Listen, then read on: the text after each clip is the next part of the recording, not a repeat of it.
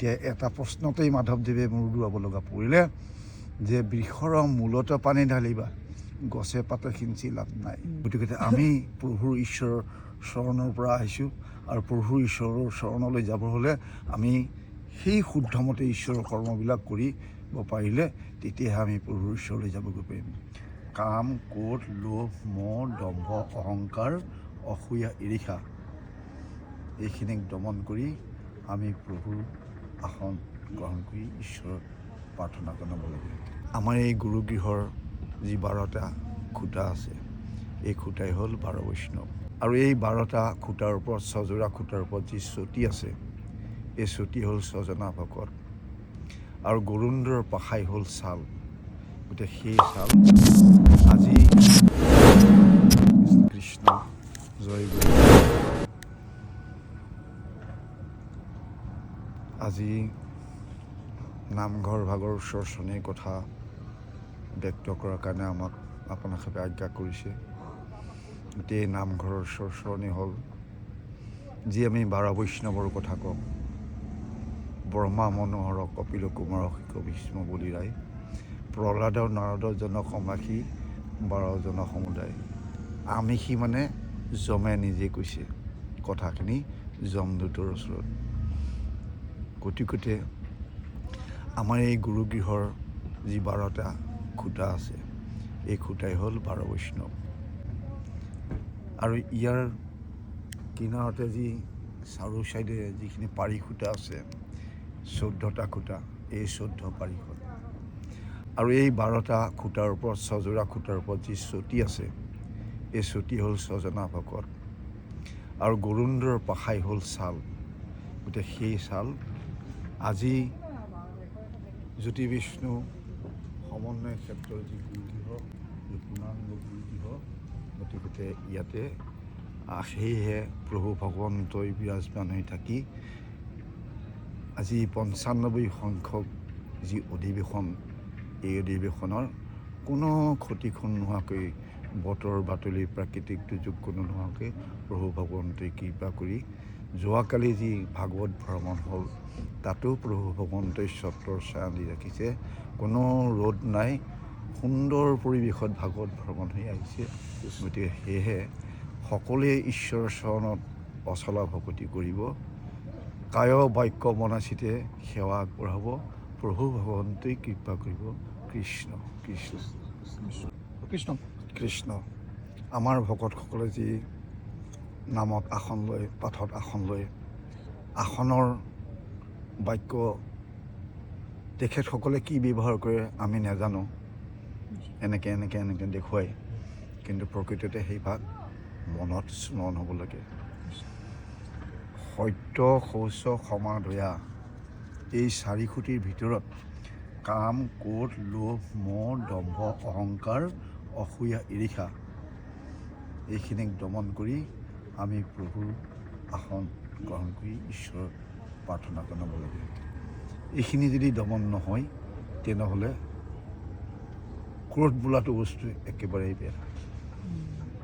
কাম, ক্ৰোধ, আশা বাসনা কৰি কোনোহে নাই। আশা কৰিব পাৰে প্ৰভুৰ চৰণত, তেৰাৰ ভকতি, তেৰাৰ গুণান্ন চৰিত্ৰ আশা কৰিব পাৰে, আৰু সেই আশাও প্ৰভুৰ চৰণতে অৰ্পণ কৰিব লাগিব। প্ৰভু, তুমি আসনলৈ পঠাইছা, যি কৰিবা তুমিয়ে কৰিবা, আমাৰ কৰাৰ শক্তি নাই, আমি মাত্ৰ নিমিত্ত, যি কৰিবা তুমিয়ে কৰিবা।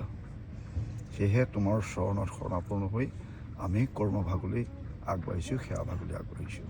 এনেধৰণে আমি এতিয়া জয়, যি 4 জয় আমাৰ দিয়ে, জয় ৰাম, জয় নাৰায়ণ, জয় কৃষ্ণ, জয় জগতগুৰু শ্ৰীমন্ত শংকৰ। আমি প্ৰথমতে কি কৈছোঁ? কৃষ্ণ শংকৰ গুৰু হৰি ৰাম। গুৰুস্থানৰ পৰা ওলাই আহিছোঁ। এতিয়া গুৰু আমাৰ মহাপুৰুষ শ্ৰীমন্ত শংকৰদেৱ, দেও আমাৰ কৃষ্ণ, নাম ভকত। এতিয়া ভকতে জয় ৰাম বুলি কৈছে। এতিয়া নামৰ স্থানত নাৰায়ণ, 4 বেদৰ 4 অক্ষৰ সাৰ কৰাই নিব আমাদেৱে, বেকত কুৰিয়া থৈলা নাৰায়ণ নামত। এই নাম দেও দৈৱকী নন্দন শ্ৰীকৃষ্ণই আমাৰ পৰম ভজনীয় দেও। আৰু গুৰু মহাপুৰুষ শ্ৰীমন্ত শংকৰদেৱ গুৰুজনাই আমাৰ পৰম পূজ্য। যেনেকৈ ওলাইছিলোঁ আকৌ তেনেকৈ আমি ঘূৰি যাব লাগিব। যেনেকৈ আমি প্ৰভু ভগৱন্তৰ পৰমাত্মাৰ পৰা আমি জীৱাত্মা হৈ ঈশ্বৰে পঠিয়াই দিছে, যোৱা তোমালোকে মোৰ যি কৰ্ম কৰিবলগীয়া কৰ্ম কৰিবা, নৰ সমাজত আমাৰ ভকতি বিলাবা। যেনেকৈ প্ৰভু ভগৱন্তই উদ্ধৱক কৈছিলে, হে উদ্ধৱ, তুমি মোৰ লগত যাব নালাগে, তুমি মোৰ লগত গ'লে গোটেই বস্তুটো নষ্ট হৈ যাব, মোৰ ধৰ্ম কোনে বিলাব, গতিকে মই যাওঁ, তুমি থাকা, তুমি মোৰ ধৰ্ম প্ৰচাৰ প্ৰসাৰ কৰিবা। ঠিক তেনেকৈ আমিও প্ৰভু ভগৱন্তই তেৰাৰ গুণান্ন চৰিত্ৰ প্ৰচাৰ প্ৰসাৰৰ কাৰণে পঠাইছে। ঠিক আমি তেনেধৰণে প্ৰচাৰ প্ৰসাৰ আৰম্ভ কৰিব লাগিব। এতিয়া যিসকল জীৱ প্ৰভুৰ আত্মাৰ পৰা আহিছে, এতিয়া পুনৰ প্ৰভুৰ আত্মালৈ যাবৰ হ'লে ৰাস্তা ভুল কৰিব নালাগিব। যেনেকৈ আমি এখন গৃহৰ পৰা আহিছোঁ, যদি সেই ঘৰখনলৈ যোৱা ৰাস্তাটো এৰি ইফালে যাওঁ, তেতিয়া মোৰ ঘৰখন পামগৈ জানো? কেতিয়াও নাপাওঁ। গতিকে আমি প্ৰভুৰ ঈশ্বৰৰ চৰণৰ পৰা আহিছোঁ, আৰু প্ৰভুৰ ঈশ্বৰৰ চৰণলৈ যাব হ'লে আমি সেই শুদ্ধমতে ঈশ্বৰৰ কৰ্মবিলাক কৰিব পাৰিলে তেতিয়াহে আমি প্ৰভুৰ ঈশ্বৰলৈ যাবগৈ পাৰিম। যদি তাত আমি কিছুমান অকৰ্ম কৰি পেলাওঁ, তেনেহ'লে আমাৰ ৰাস্তা ভুল হৈ যাব, আমাক প্ৰভুৱে নিনিব। যেনেকৈ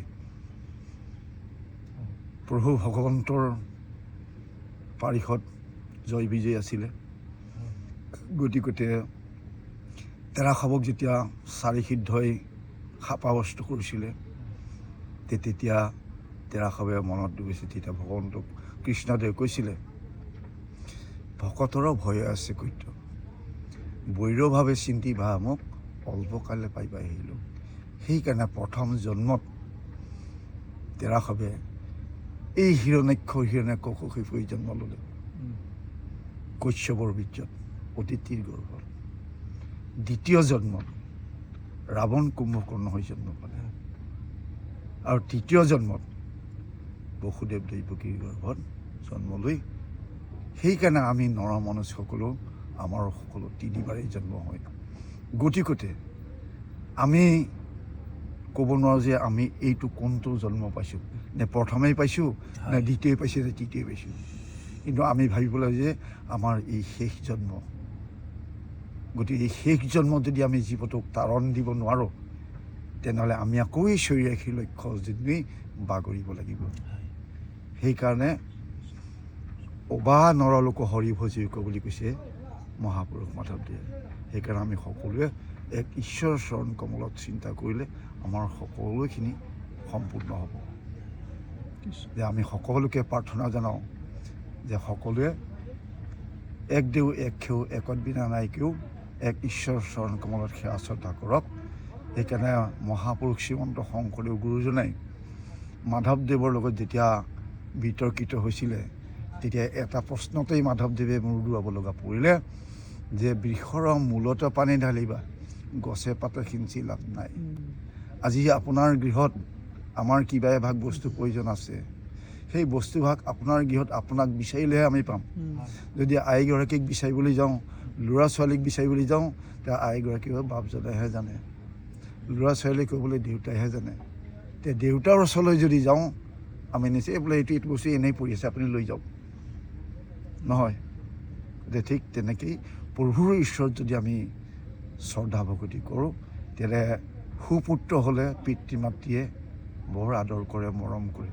যদি কুপুত্ৰ হয়, তেনেহ'লে কোনেও স্থান নিদিয়ে, পিতৃ মাতৃৰ হৃদয়তো আঘাত লাগে। সেইকাৰণে আমি কওঁ যে সুযোগ্য সন্তানৰ মাতৃ হোৱা বিবাহ পৰিচালনাত। তে সুযোগ্য সন্তানৰ মাতৃ হ'ব লাগিলে তে নিজে আগতে সুযোগ্য হৈ ল'ব লাগিব। কাৰণ এজন খেতিয়কে কৃষি কৰ্ম কৰিব হ'লে কৃষিৰ কথাখিনি জানি ল'ব লাগিব। সেইকাৰণে কৈছে যে একাদশী অমাৱস্যা আৰু যে পূৰ্ণিমা কদাচিত নাযাইবা নাৰী জাতিৰ সীমা, মাহৰ মধ্যে একদিন তাৰা আছে সন্ধি, হেন মাতি হেন জানি ভালেমতে মন কৰা বন্দী। আমি মনক ইমান কঠোৰকৈ বান্ধি ৰাখিব লাগিব যে যাতে মনটো বিচলিত নহয়। সেইকাৰণে খাওঁতে শুওঁতে উঠোঁতে বহোঁতে আমি ঈশ্বৰৰ ওচৰত চিন্তা কৰিব লাগে যে ঈশ্বৰ প্ৰভু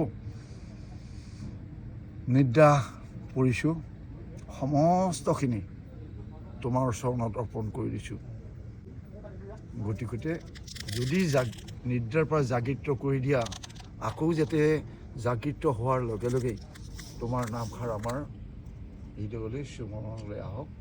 সেইকাৰণে আমি জাগৃত হোৱাৰ লগে লগে আমি ব্ৰহ্মযজ্ঞ কৰিলে এক পৰম ব্ৰহ্ম চিন্তা কৰিব লাগে।